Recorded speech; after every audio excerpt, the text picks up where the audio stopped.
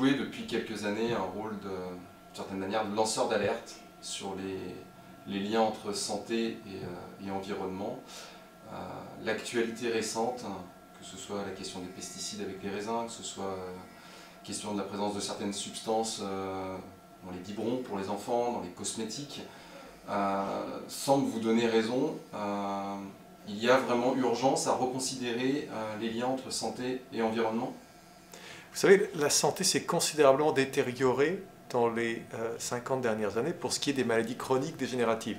Évidemment qu'on a moins de maladies infectieuses, qu'il y a moins de maladies intestinales depuis l'avènement du frigidaire, mais il y a beaucoup plus de maladies chroniques dégénératives dont on comprend aujourd'hui très bien qu'elles sont liées à des phénomènes massifs qui ont transformé l'environnement dans lequel grandissent déjà les fœtus et puis les enfants et enfin les adultes. Moi, ce qui me passionne comme médecin, ce n'est pas de lancer des alertes, c'est que les gens comprennent comment est-ce qu'ils peuvent reprendre le pouvoir sur leur santé en élucidant ces liens et en ayant une action directe dessus. Comme médecin, quels sont vos liens finalement avec les patients qui sont touchés par les questions liées à l'environnement? Quels sont vos liens aussi avec les scientifiques qui travaillent en amont sur ces liens? Comment est-ce que vous articulez votre action? Écoutez, moi j'essaie de me renseigner à la source auprès des chercheurs qui regardent directement les conséquences de ces transformations de notre environnement, que ce soit à travers l'alimentation, que ce soit à travers les produits chimiques, que ce soit à travers les ondes électromagnétiques, qui étudient comment ces transformations de notre environnement agissent sur les maladies chroniques dégénératives, dont en particulier le cancer, qui est mon sujet de prédilection. Et puis ensuite, j'essaie de comprendre comment est-ce que chaque personne peut apprendre à mieux se protéger. Et bien sûr qu'il faut aussi changer les conditions de l'environnement. Il ne s'agit pas juste que chacun dans son coin fasse ce qu'il peut pour se protéger. Il faut naturellement changer l'environnement. Mais moi, comme médecin, ce qui m'intéresse d'abord, c'est qu'est-ce que chacun peut faire tout de suite. Qu'est-ce qu'il doit comprendre et comment il se protège. Et en cela, le lancement d'un réseau environnement-santé qui regroupe associations de médecins impliqués sur ces questions, scientifiques, ONG de protection de l'environnement et associations de malades et de victimes, en quoi est-ce que ça vous semble une initiative pertinente pour continuer ce travail? C'est plus que pertinent, c'est fondamental. Je vais vous raconter une histoire. J'ai longtemps travaillé avec Médecins sans frontières, j'étais un des membres fondateurs de Médecins sans frontières aux États-Unis. Et avec Médecins sans frontières, quand on a une épidémie de choléra, on sait parfaitement qu'on peut soigner chaque cas avec des antibiotiques et on les guérit. Mais on ne peut pas arrêter l'épidémie de choléra en soignant chaque personne avec des antibiotiques parce qu'il y a toujours plus de cas que nous pouvons soigner nous en tant que médecins. Ce qu'on est en train de vivre aujourd'hui avec le cancer, c'est exactement la même chose. On soigne d'ailleurs pas très bien le cancer, mais il y aura toujours plus de cancers qui sont causés par ces phénomènes massifs de transformation de la société et de l'environnement que nous ne pouvons soigner au goutte à goutte.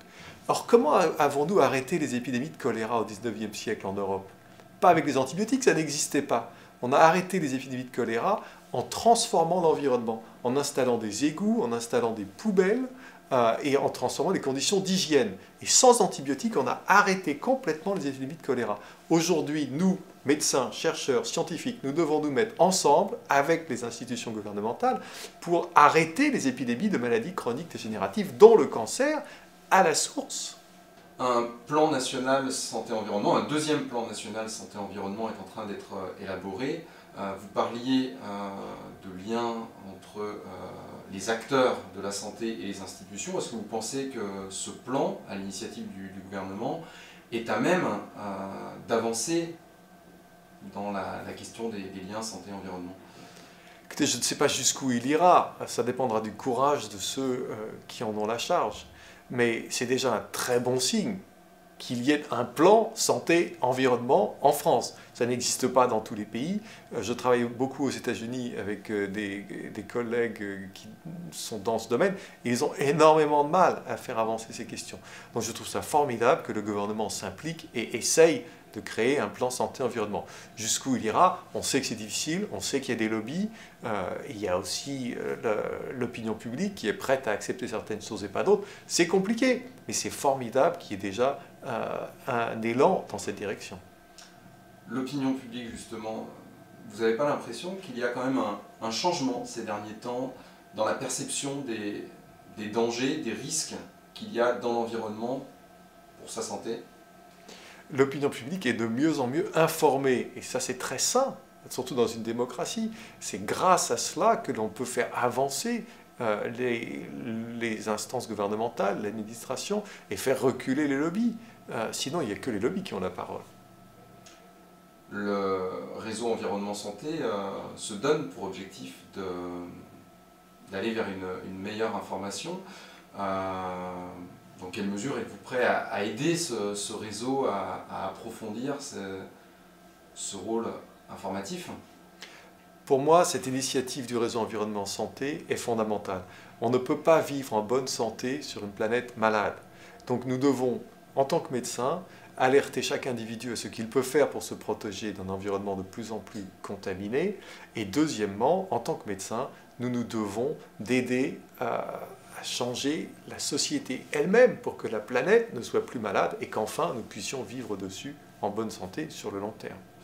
Une dernière question, hein. Quel message auriez-vous envie de donner aujourd'hui aux initiateurs de ce réseau? D'abord, bravo, je suis enchanté que beaucoup d'entre nous décident de mettre de l'énergie dans cette initiative et je suis ravi d'y participer dans la mesure de mes moyens. Très bien.